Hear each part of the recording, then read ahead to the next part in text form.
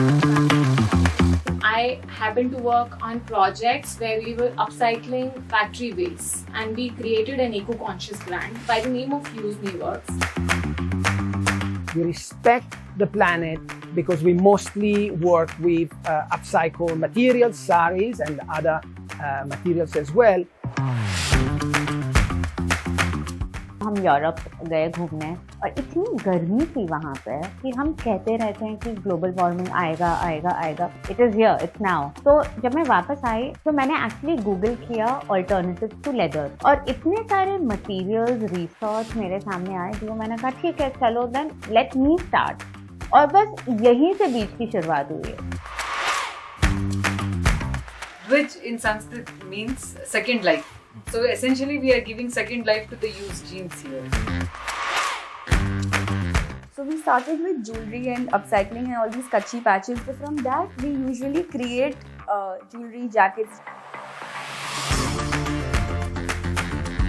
Clothes with the conscience के पहले season में हमने तेजी से बदलते फैशन के नुकसान के बारे में जागरूकता जगाने की कोशिश की थी और लोगों का फैशन के बारे में क्या नजरिया है. उद्योगों में टिकाऊ और नैतिक कामकाज के बढ़ने के साथ फैशन उद्योग भी इसे अपना रहा है. हमने टिकाऊ विकल्पों के साथ पर्यावरण और समाज पर पड़ने वाले असर पर बात की. टिकाऊ विकल्प पेश करने वाले बहुत से डिजाइनर और ब्रांड जो पुराने कपड़ों से फैशन की नई चीजें तैयार कर रहे हैं वो एक मंच पर मौजूद है. आज हम उस मंच के बारे में बात करेंगे जो टिकाऊ फैशन को जगह दे रहा है.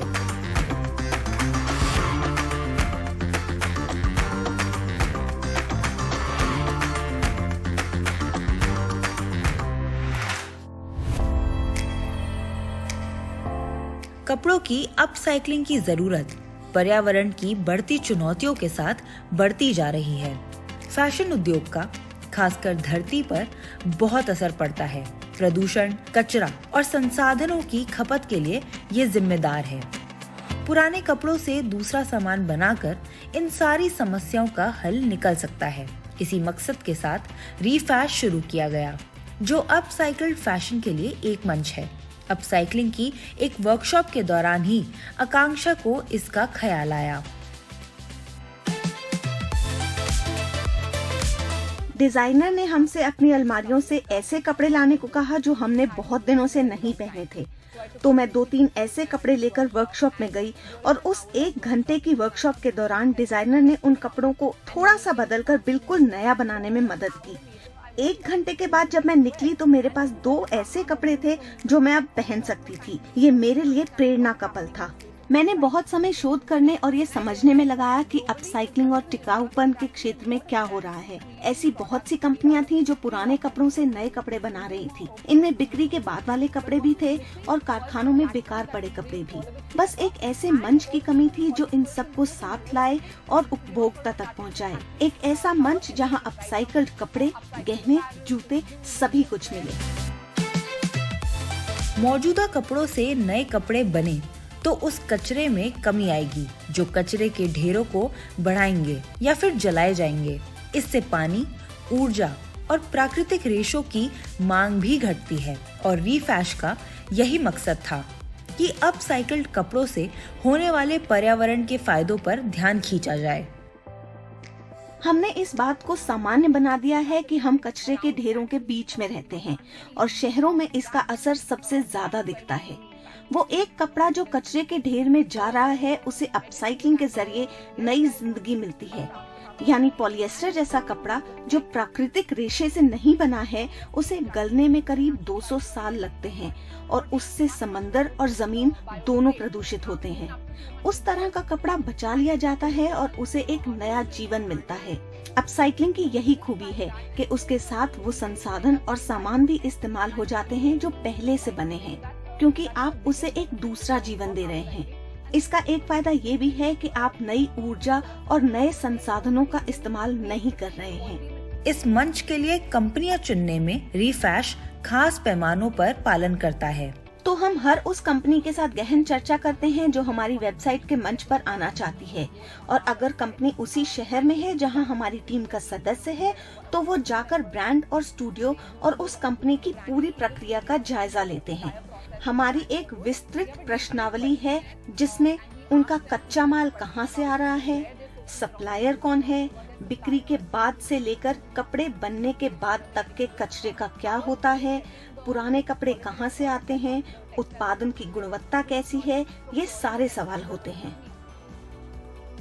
संवेदीकरण और जागरूकता जगाना बहुत अहम है और एक कार्यशालाओं के जरिए किया जाता है। कपड़ों को अपसाइकिल कैसे करें और कचरे का सबसे बेहतर इस्तेमाल कैसे हो, इस पर रीफैश अक्सर वर्कशॉप करती है। इन कार्यशालाओं का उद्देश्य अधिकतम पहुंच और असर के साथ साथ आदतों को बदलने में मदद करना है। ये हमारे काम का एक बहुत बड़ा हिस्सा है, क्योंकि सिर्फ अपसाइकल्ड उत्पादों को खरीदने के लिए प्रचार ही नहीं बल्कि उपभोक्ताओं को अपने उत्पादों के बारे में शिक्षा देने का काम भी किया जाता है।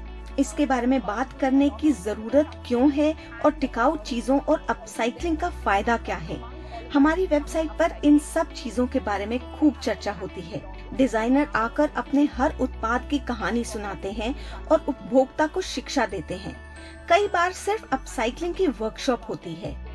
एक कारोबार था जहां हमने पुराने अखबारों पर छापों से लपेटने वाले ऐसे कागज बनाए जिनमें क्रिसमस के तोहफे लपेटे जा सकें। तो इस तरीके से हम अपसाइक्लिंग को ज्यादा लोगों तक पहुंचाते हैं। रीफैश की एक और पहल है उसका टेक मी बैक कार्यक्रम। ग्राहक अपने वो कपड़े इन्हें भेज सकते हैं जो वो अब नहीं पहनते।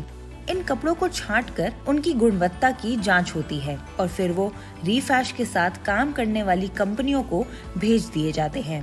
ग्राहकों को एक सिलाई करने वाली किट मिलती है जिसमें सुइयां और बटन होते हैं ताकि वो अपने फटे कपड़े सिल सके और बटन टांग सके।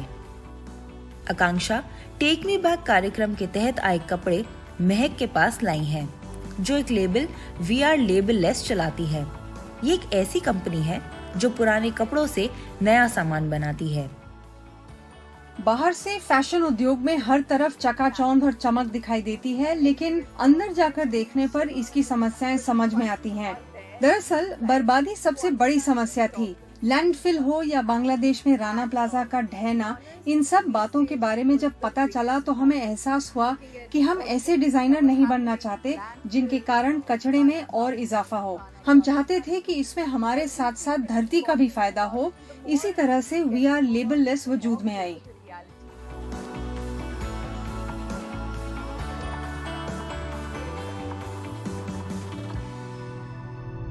कॉलेज में एक ब्लॉग से हुई शुरुआत एक ब्रांड में बदल गई जब महक और उनकी साझेदार पल्लवी को एहसास हुआ कि मैं इस बात करने से समस्या का हल नहीं निकलेगा।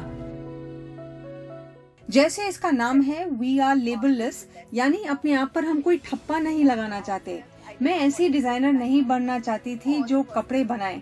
हमें दर्जी या कढ़ाई करने वाली बनना पड़ेगा, क्योंकि हमें एहसास हुआ कि इन लोगों को हमसे कहीं ज्यादा ज्ञान है। हमारे दर्जी इस उद्योग का 40 साल से हिस्सा हैं।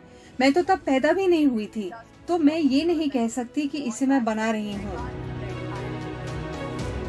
मेरा तो बस ये आइडिया है। सबके विचार होते हैं, लेकिन जो शख्स उसे अमल में लाता है, उससे कुछ बनाता है, वही असल में उसका डिजाइनर होता है। कपड़ों से निकली छोटी छोटी कतरनें भी समस्या को बढ़ा सकती हैं। वी आर लेबल लेस में काम करने वाले कचरा मुक्त नीति का पालन करते हैं, जहां छोटे से छोटा धागा भी इस्तेमाल किया जाता है। एक कारोबारी के नाते जहाँ जहाँ ये कतरनें दिखती हैं तो मुझे पैसा दिखता है, लेकिन जो लोग धरती का ख्याल रखते हैं उनके नजरिए से देखें तो मैं इन छोटे छोटे कपड़ों के टुकड़ों को एक नई जिंदगी दे रही हूँ। इसीलिए ये हमारा एक बड़ा उसूल है। हम पाबंदी से कचरा मुक्त नीति का पालन करते हैं।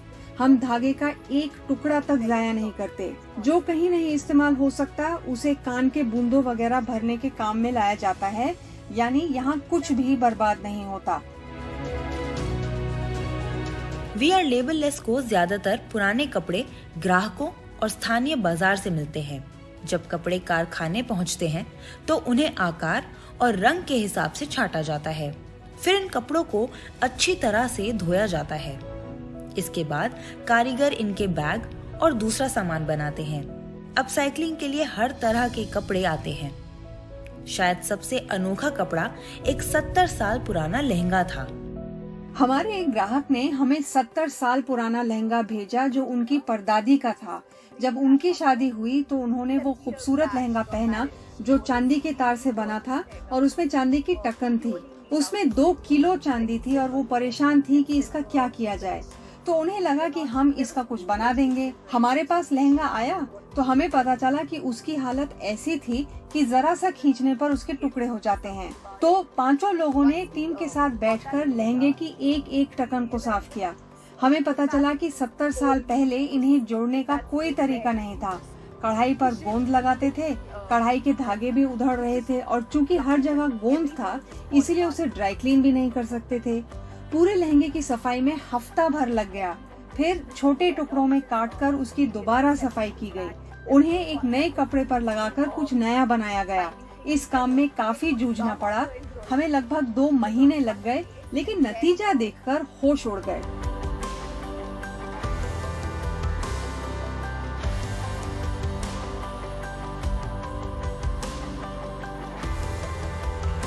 ब्रेक के बाद मिलेंगे 2 ऐसे उद्यमियों से जो हजारों लीटर पानी बचा रहे हैं, वो भी डेनिम को कॉन्शियस देकर।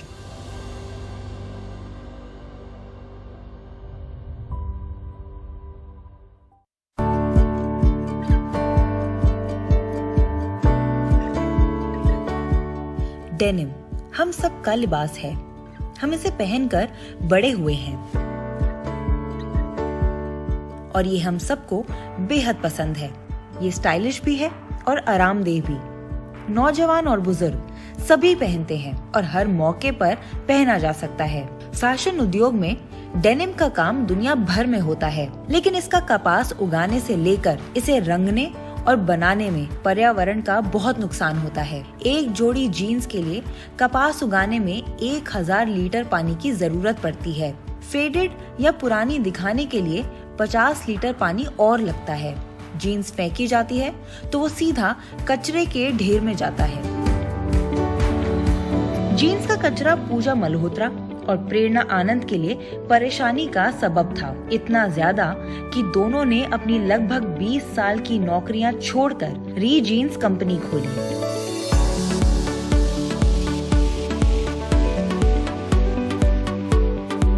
I'm Pooja Malhotra and I'm one of the founders of Regine. Before this, I was in the advertising industry for over 20 years. मैं पढ़ाती भी हूँ भी स्कूल्स में कभी कभी मार्केटिंग और एडवर्टाइजिंग रिलेटेड सब्जेक्ट्स। बट हमेशा से हम चाहते थे, मैं और मेरी पार्टनर, कुछ अपना शुरू करने का। जब हमने अपने आसपास देखा कितना वेस्ट है, कितना इन्वायरमेंट इश्यूज़ भी हो रहे हैं, और तब हमें लगा कि कुछ इस एरिया में हमें करना चाहिए। So the inspiration behind Regine was actually my little son Satvik. उसके स्कूल से एक रिक्वायरमेंट थी कि जो स्कूल बैग्स रहेंगे वो कपड़े के होने चाहिए and preferably recycled or upcycled. So we thought a lot and I took out an old pair of denim जिससे उसका पहला बैग बना।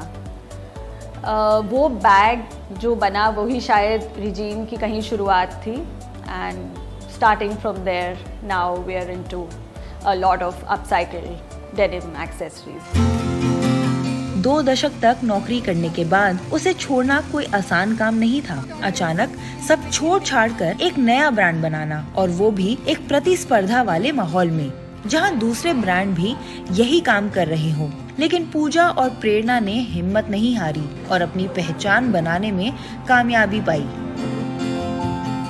Initially, the challenge really was to find the right kind of tailors who we can work with.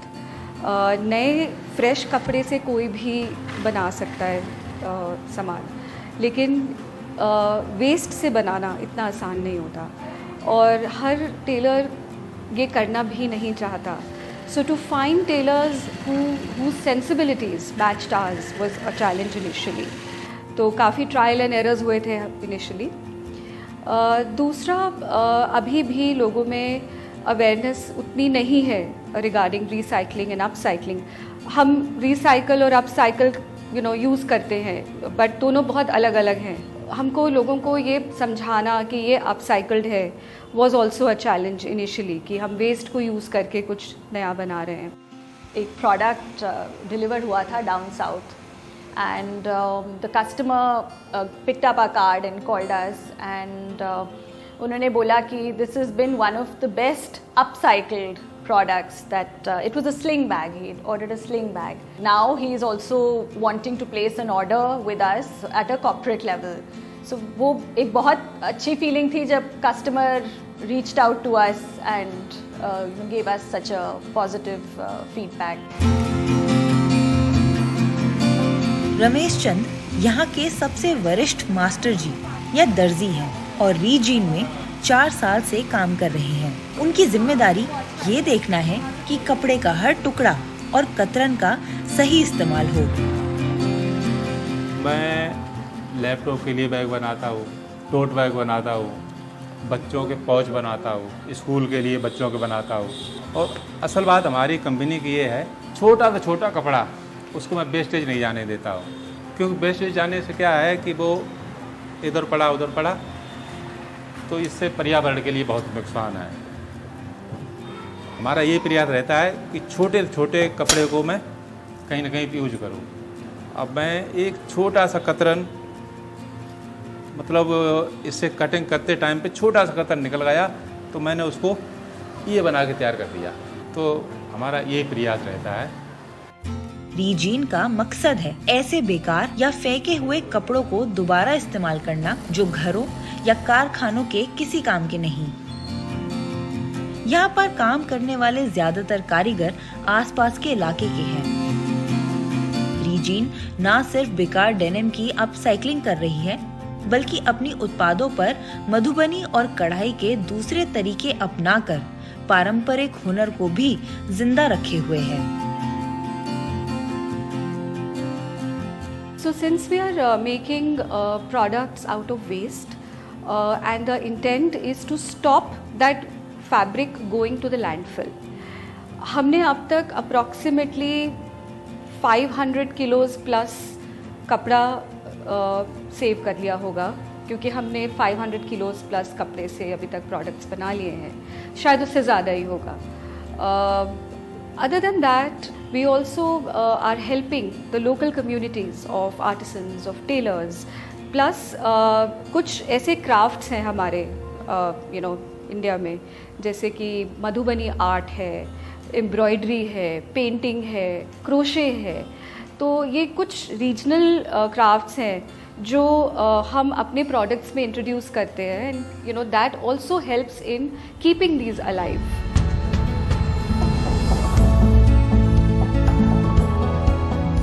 ऐसे कई कारोबार हैं जो नैतिक और टिकाऊ चिंताओं का ख्याल रखते हुए फैशन उद्योग में क्रांति ला रहे हैं। वाकई अपसाइक्लिंग ही आगे की राह है। वक्त आ गया है कि हम सब अपसाइक्ल्ड उत्पाद इस्तेमाल करने के बारे में और जागरूक होने के साथ कचरे का प्रबंधन भी करें।